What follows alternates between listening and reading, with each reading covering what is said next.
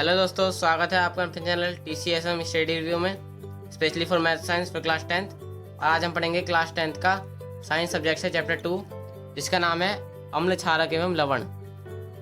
जिसमें आज हम इन टॉपिक्स को कवर करेंगे। पहला टॉपिक हमारा अम्ल, सभी अम्लों में समानता है, सभी क्षारकों में समानता है, क्रियाकलाप 2 और क्रियाकलाप 2.9, जिनकी मदद से हम ये देखेंगे कि जलीय विलयन में अम्ल या क्षारक का क्या होता है।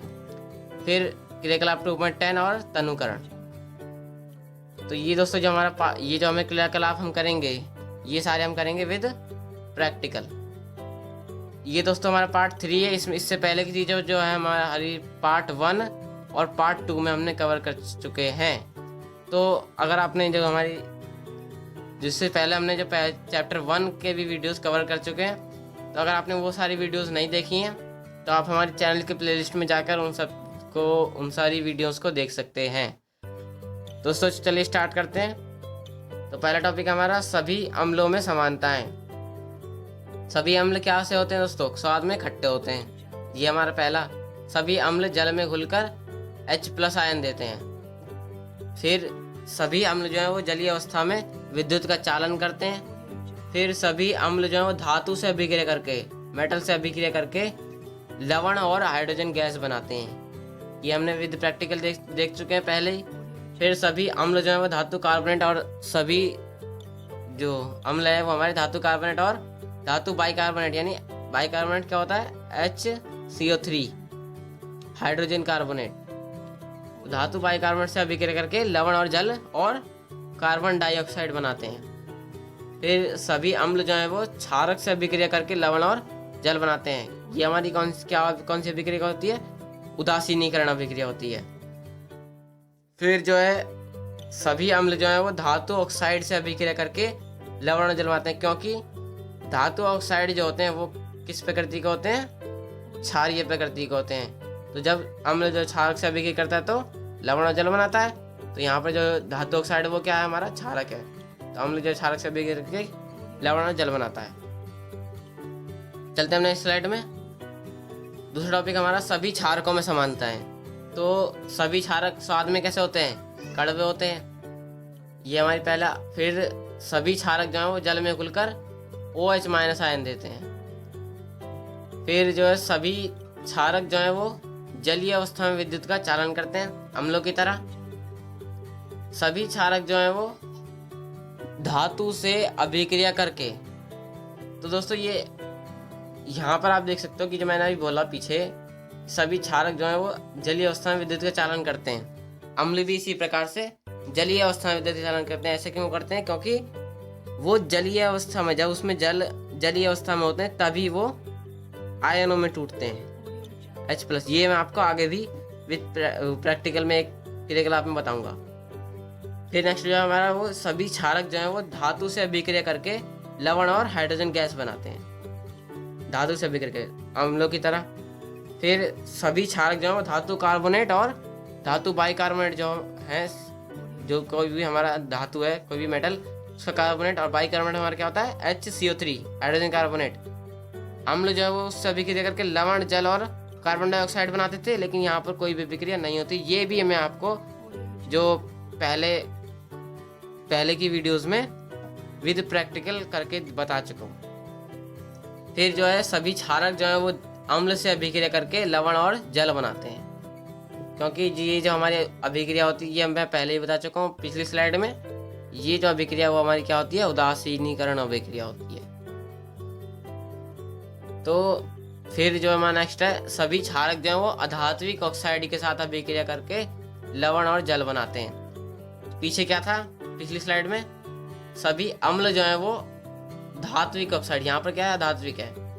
वो धात्विक ऑक्साइड धातु ऑक्साइड के साथ अभिक्रिया करके लवण जल बना रहे थे, क्योंकि धातु ऑक्साइड जो होते हैं वो क्षारकीय प्रकृति के होते हैं। लेकिन यहाँ पर जो क्षारक जो है वो अधात्विक ऑक्साइड के साथ अभिक्रिया करके लवण और जल बनाएगा, क्योंकि अधात्विक ऑक्साइड जो होते हैं वो अम्लीय प्रकृति के होते हैं। तो चलते हैं अपनी नेक्स्ट स्लाइड में। नेक्स्ट टॉपिक हमारा 2.8 क्रियाकलाप 2.8। इसमें हमें क्या करना है कि ग्लूकोज, अल्कोहल, हाइड्रोक्लोरिक अम्ल और सल्फ्यूरिक अम्ल आदि का विलयन लेना है और एक कॉर्क पर, ये जो दोस्तों रबड़ की होती है ये हमारी, ये आप इस तरह से देख रहे हो, ये हमारी कॉर्क है। इस पे हमें 2 कीले लगाकर कॉर्क को 100 ml के बीकर में रख देना है। फिर चित्र 2.3 के अनुसार कीलो को 6 वोल्ट की बैटरी के दोनों टर्मिनलों के साथ एक बल्ब तथा स्विच के माध्यम से जोड़ देना है। लेकिन हम यहाँ क्या करेंगे कि बल्ब की जगह हम यूज़ करेंगे वोल्ट मीटर, जो कि हमें जब उसमें से विद्युत धारा प्रवाहित होगी विलयन में से, जो हम यहाँ पर HCl जो हाइड्रोक्लोरिक या सल्फ्यूरिक अम्ल डालेंगे या अल्कोहल और ग्लूकोज डालेंगे, यही हमें विलयन लेने। तो विद्युत धारा जब इन विलयन में से प्रवाहित होगी तो सर्किट जो है पूरी होगी, जो हमारा परिपथ है विद्युत परिपथ वो पूरा हो जाएगा। तो हमारा जो वोल्ट मीटर है वो हमारा बैटरी का वोल्टेज दिखाएगा। इसमें जो क्रियाकलाप में दिखाया बोला गया वो बल्ब है, तो बल्ब जलेगा अगर विद्युत धारा प्रवाहित होगी तो। लेकिन हम यहाँ पर लेंगे वोल्ट मीटर, तो वो वोल्टेज दिखाएगा। फिर जो है स्विच यहाँ पर हम नहीं लेंगे, हम डायरेक्ट इस परिपथ जो सर्किट है उसको डायरेक्ट जोड़ेंगे। फिर जो है अब बीकर में थोड़ा HCl जो हाइड्रोक्लोरिक एसिड है वो डालना है और विद्युत धारा प्रवाहित करनी है। इस क्रिया को तनु सल्फ्यूरिक अम्ल के साथ दोहराना है और अपने परीक्षणों को लिखना है। फिर इन परीक्षणों को ग्लूकोज एवं अल्कोहल के विलयनों के साथ अलग अलग दोहराना है और अपने परीक्षणों को फिर से लिखना है। तो यहाँ पूछा गया कि बल्ब क्या प्रत्येक स्थिति में जलता है, तो हम क्या देखेंगे, हमारे पास हम बल्ब तो लगा नहीं रहे हैं, हम लगा रहे हैं वोल्ट मीटर। तो हम क्या देखेंगे कि क्या प्रत्येक स्थिति में वोल्ट मीटर में वोल्टेज जो बैटरी का वोल्टेज है वो दिखाता है या नहीं, क्योंकि जब विद्युत धारा प्रवाहित होगी तभी तो वोल्टेज दिखाएगा। तो दोस्तों चलते हैं अपनी प्रयोगशाला में।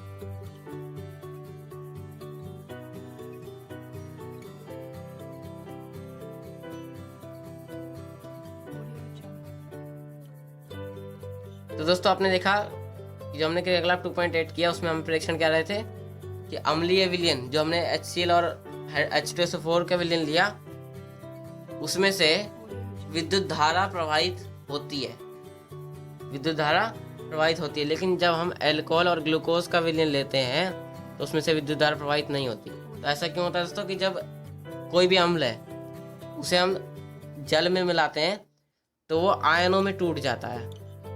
एक तो हमारा अम्ल जो हमारा किस में टूटेगा, हाइड्रोनियम आयन में, और दूसरा एक निगेटिव आयन कोई भी हमारा HCl में हमारा Cl माइनस होगा। H2SO4 की बात करें तो हमारा SO4 माइनस, ये हमारा जो है वो निगेटिव आयन होगा यहाँ पर, और हाइड्रोनियम आयन हमारा हर अम्ल में बनता है। तो ये जो आयन बनते हैं, आयन क्या है हमारे आवेशित हैं, इनके ऊपर आवेश है, चार्ज, यहाँ इसके पास पॉजिटिव चार्ज है धन आयन, और ये हमारा निगेटिव ऋण आयन। तो ये जो आयन चार्ज है, चार्ज के वजह से ही तो कोई भी जहाँ भी विद्युत धारा प्रवाहित होती है किस वजह से होती है, चार्ज होते हैं, इसीलिए आवेश वहाँ पर होता है, इसीलिए विद्युत धारा प्रवाहित होती है।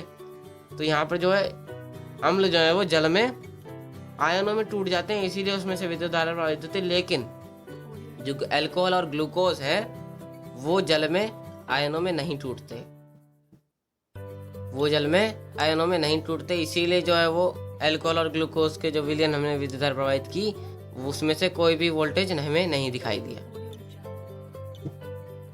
तो यहाँ पर हमारा क्या हुआ कि जो HCl है वो हमारा आयनों की वजह से विद्युत धारा प्रवाहित कर रहा था, और जो ग्लूकोज और अल्कोहल है वो विद्युत धारा प्रवाहित नहीं कर रहे थे। चलते हैं अपने नेक्स्ट स्लाइड में। नेक्स्ट टॉपिक हमारा क्रियाकलाप 2.9। इसमें हमें क्या करना है कि एक स्वच्छ एवं शुष्क प्रश्नली में लगभग 1 ग्राम ठोस NaCl लेना है, NaCl यानी कि सोडियम क्लोराइड, और चित्र 2.4 के अनुसार, ये हमारा चित्र है, उपकरण व्यवस्थित करने हैं। फिर प्रश्नली में कुछ मात्रा में सांद्र सल्फ्यूरिक अम्ल। सांद्र मैं आपको पहले बता चुका हूँ, प्योर, या फिर आप तेज भी कह सकते हो, यानी कि जिसमें ज़्यादा पावर, ज़्यादा तगड़ा। सांद्र सल्फ्यूरिक अम्ल डालिए। आपने क्या परीक्षण किया? क्या निकास नली से कोई गैस बाहर आ रही है? ये हमें इसने खुद ही बता दिया कि यहाँ पर तो अभी ये पूछ रहा है कि क्या निकास नली से गैस प्रवाहित बाहर आ रही है, लेकिन आगे इसने खुद बता दिया कि इस प्रकार उत्सर्जित गैस की सूखे तथा नम नीले लिटमस पत्र से जांच कीजिए। यानी कि हमारी जो कोई ना कोई गैस उत्सर्जित होगी, उससे हमें क्या करना है? सूखे तथा नम नीले लिटमस पत्र से। नम यानी कि नमी वाला, मॉइस्चर, आर्द्रता। तो नम नीले लिटमस पत्र से उसकी जांच करनी है। फिर किस स्थिति में लिटमस पत्र का रंग जो है परिवर्तित हो जाता है? तो हमारा जो लिटमस पत्र है वो हमारा नीला है, तो जब चेंज होगा तो किस में परिवर्तित होगा? लाल में। फिर जो उपरोक्त क्रियाकलाप के आधार पर आप निम्न के अम्लीय गुण के बारे में क्या निष्कर्ष निकाल सकते हैं? शुष्क HCl गैस और HCl विलयन। तो यहाँ पर हमारा जो इसने ये भी बता दिया कि जो हमारी गैस उत्सर्जित हो रही थी वो हमारी कौन सी थी? HCl गैस थी। तो यहाँ पर नेक्स्ट हमारा अध्यापकों के लिए निर्देश। यदि जलवायु अत्यधिक आर्द्र हो तो गैस को शुष्क करने के लिए आपको कैल्शियम क्लोराइड वाले शुष्क नली जो कैल्शियम क्लोराइड है, क्योंकि जो कैल्शियम क्लोराइड है दोस्तों वो CaCl2 वो अपने आसपास में जो भी नमी होती है, जो भी आर्द्रता होती है, उसको सोख लेता है कैल्शियम क्लोराइड। तो जो शुष्क हो गई वो नली, तो शुष्क कैल्शियम क्लोराइड वाली शुष्क नली से गैस को प्रवाहित करना होगा, ताकि जो गैस है हमारी वो शुष्क हो जाए। जो गैस में जो भी नमी है वो कैल्शियम क्लोराइड अवशोषित कर ले और वो शुष्क हो जाए। इसलिए तो चलते हैं अपने एक प्रयोगशाला में।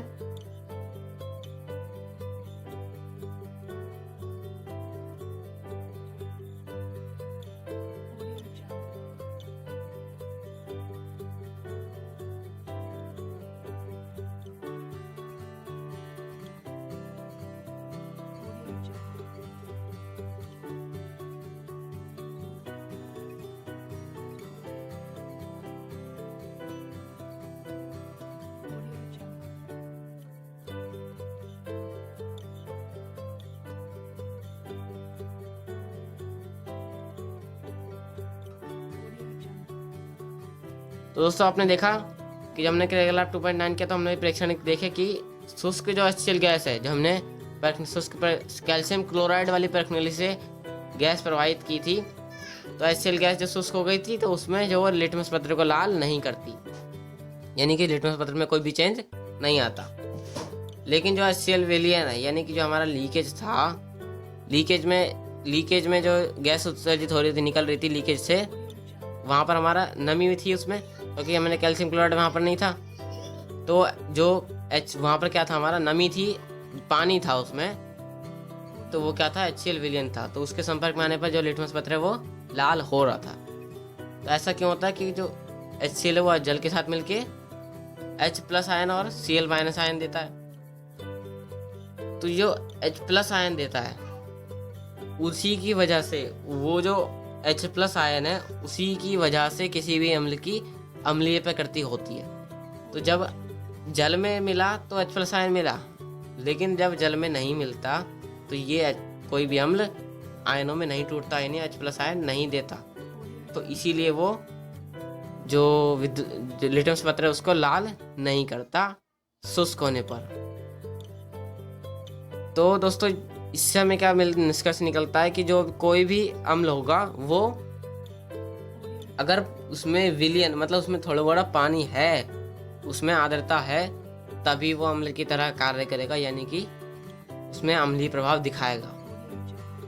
तो ये तो हमने देखा कि जो अम्ल है वो जल में मिलकर H+ आयन देता है, और दूसरा जो क्षारक है हमारे वो जल में मिलकर OH- आयन देता है। ये हम पहले देख चुके हैं। तो ये जो OH- आयन दे रहा है, तो हम जो उदासीनीकरण अभिक्रिया होती है हमारी, उसको हम कुछ इस प्रकार से लिख सकते हैं कि जो ये जो H है हमारा वो H+ आयन, OH हमारा OH- आयन, और यहाँ पर अम्ल है तो जैसे यहाँ पर आप देख सकते हो HCl, तो H प्लस आयन और एक X जो हमारा दूसरे जो निगेटिव आयन है उसको डिनोट करेगा।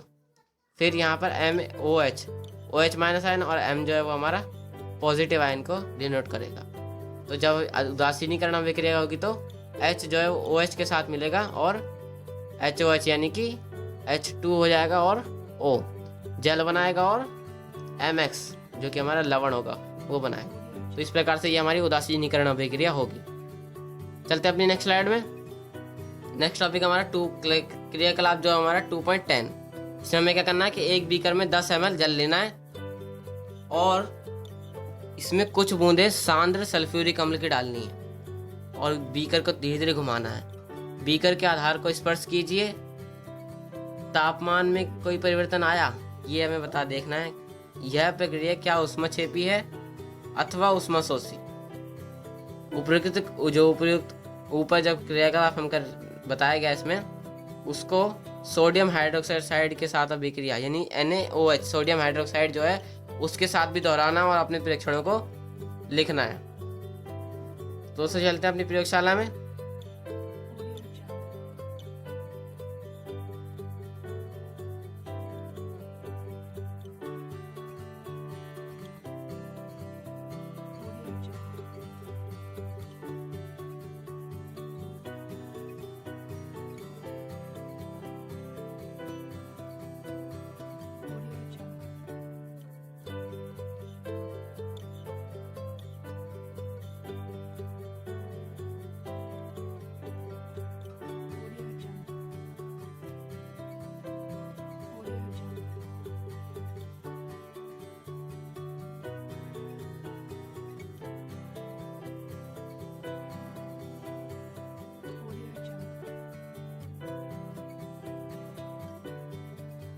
तो दोस्तों आपने देखा कि जो हमारे प्रेक्षण थे वो क्या रहे कि बीकर जो है वो गर्म हो जाता है और तापमान में वृद्धि हो जाती है। जब हम जो बीकर में जल में या तो सांद्र सल्फ्यूरिक अम्ल H2SO4 हमें मिलाना कहा था पहले और सोडियम हाइड्रोक्साइड, तो दोनों ही स्थितियों में हमारा जो क्या होता है बीकर गर्म हो जाता है, तापमान में वृद्धि हो जाती है। जो हमने टेम्परेचर नापने की जो हमने मशीन थी हमारे पास उससे हमने आपको नाप के दिखाया था। तो जो तापमान में वृद्धि हो जाती है तो हमारी ये जो अभिक्रिया होगी तो कैसी होगी, ऊष्मक्षेपी होगी, क्योंकि उसमें ऊष्मा का क्षेपण हो रहा है, ऊष्मा उत्सर्जित हो रही है। फिर जो हमारा दूसरा टॉपिक हमारा आता है कि तनुकरण। तनुकरण क्या होता है? तो जो तनुकरण दोस्तों वो इस जो क्रियाकलाप है 2.10 यहाँ पर हमने इसी से रिलेटेड है। पहले इसकी परिभाषा देख लेते हैं फिर इसको समझेंगे। तो जो तनुकरण है वो पानी में अम्ल या क्षारक मिलाने पर, तो हमने यहाँ क्या किया था, पानी में अम्ल क्षारक ही मिलाया था। तो पानी में अम्ल या क्षारक मिलाने पर प्रति इकाई आयतन में आयन की सांद्रता में कमी आ जाती है। तो प्रति इकाई आयतन यानी कि प्रत्येक किसी इकाई में, कुछ इकाई हमारा यहाँ पर कुछ भी हो सकती है, मीटर भी हो सकती है, सेंटीमीटर भी हो सकती है, कुछ भी। आयन यहाँ पर हमारे किसको बता रहे हैं, OH माइनस या फिर H+ आयन। जो अम्ल है हमारा उसके अम्ल के स्थिति में हमारा H+ आयन होगा और क्षारक की स्थिति में OH- आयन। तो आयन की सांद्रता में कमी आ जाती है। इस प्रक्रिया को हम क्या कहते हैं, तनुकरण कहते हैं। इसको समझते हैं आगे। तो तनुकरण हमारा, जैसे कि मान लीजिए दोस्तों कि हमने अम्ल की बात करते हैं, उसी तरह से आप जो है क्षारक को भी समझना। जैसे कि अगर मान लीजिए यहाँ पर हमारा 5 ग्राम हमारा हमने अम्ल लिया, कोई सा भी अम्ल हमने लिया, और 5 ग्राम में हमारा जो है, या फिर आप मान लीजिए कि 1 ग्राम है यहाँ पर, ये जो हमारा अम्ल है वो 1 ग्राम अम्ल है, ठीक है। और इसमें हमारे जो H+ अम्ल में H+ आयन होंगे, तो H+ आयन जो हमारे 5 H+ आयन है, ये मान के चलिए लेकिन फिर हम क्या करते हैं, इसमें पानी मिला देते हैं और इसको हम कर देते हैं 5 ग्राम। ये पहले 1 ग्राम था, हम इसको कर दिया 5 ग्राम। अब क्या हुआ कि जो पहले कितना था, 1 ग्राम में 5 आयन थे, 1 ग्राम में 5 आयन थे, लेकिन अब क्या हुआ, जब हमने इसे पानी मिला दिया तो 5 ग्राम में 5 आयन यानी कि 1 ग्राम में 1 आयन। तो पहले क्या था, 1 ग्राम में 5 आयन थे, अब क्या हुआ, 1 ग्राम में 1 आयन बचा सिर्फ। तो यहाँ पर क्या हुआ, प्रति इकाई आयतन में कमी आई। तो जो प्रति इकाई, यहाँ पर हमने ग्राम में लिया। इकाई आयतन का कहने मतलब है, जैसे इकाई में हम कुछ भी ले सकते हैं, सेंटीमीटर ले सकते हैं, तो सेंटीमीटर क्यूब। इसको अगर आयतन में नापे तो मान लीजिए कि ये हमारा अम्ल है, ये हमारा 1 सेंटीमीटर क्यूब अम्ल है। हमने इसमें क्या किया, पानी मिलाया। इसमें हमारे कितने आयन है, H+5 आयन है, 5 H+ आयन है हमारे इसमें 1 सेंटीमीटर क्यूब में। हमने इसको क्या किया, पानी मिलाया 5 सेंटीमीटर क्यूब, इसको बढ़ा दिया, इसमें पानी मिला दिया, और जो 5 सेंटीमीटर क्यूब इसका आयतन हो गया। हमारा आयतन क्या होता है, हमारा वॉल्यूम। तो इसका जब वॉल्यूम 5 सेंटीमीटर क्यूब हो गया, तो अब क्या हुआ कि जो H+ आयन तो हमारे 5 ही रहे, क्योंकि हमने इसमें जल मिलाया था, ना कि H+ आयन। तो जो हमारा अब क्या हुआ, 5 सेंटीमीटर क्यूब में 5 आयन है, तो 1 सेंटीमीटर क्यूब में कितने होंगे, 1 आयन होगा। तो यहाँ पे पहले क्या था, 1 सेंटीमीटर क्यूब में 5 आयन थे, अब क्या हुआ, 1 सेंटीमीटर क्यूब में सिर्फ 1 आयन बचा। तो यहाँ पर क्या हुआ, कमी आई ना प्रति इकाई आयतन में। H+ या फिर OH- आयन में आयन की जो सांद्रता है वो उसमें कमी आई। तो ये जो हमारा क्या होगा, तनुकरण हो, जब उसमें पानी मिला देते हैं तब उसमें कमी आ जाती है, आयनों की सांद्रता में कमी आती है प्रति इकाई आयतन में, तो उसे हम कहते हैं तनुकरण। और सांद्र, यहाँ मैं आपको पहले बता चुका हूँ कि सांद्र और तनु में अंतर, जो पहले नॉर्मली आपको बताया था कि सांद्र माने प्योर, यानी कि जितने ज़्यादा उसमें H+ आयन होंगे प्रति इकाई आयतन में, उतने ज़्यादा वो सांद्र होगा, और जितनी ज़्यादा कमी आएगी उतना वो तनु होगा। और इस प्रक्रिया को जो कमी आएगी उसमें, उस प्रक्रिया को हम कहेंगे तनुकरण। तो इस प्रकार से ये पार्ट हमारा यहाँ पर कंप्लीट होता है। दोस्तों, इस चैप्टर से रिलेटेड आपको कभी कोई भी क्वेश्चन हो, कोई भी क्वेरी हो, कमेंट सेक्शन में आप पूछना, हम उसको जवाब देंगे। सब्सक्राइब करना, लाइक करना, शेयर करना। और दोस्तों, अगर आपने पहले की वीडियोस अगर नहीं देखे तो प्लेलिस्ट में आप जाकर देख सकते हो। दोस्तों, थैंक यू, जय हिंद।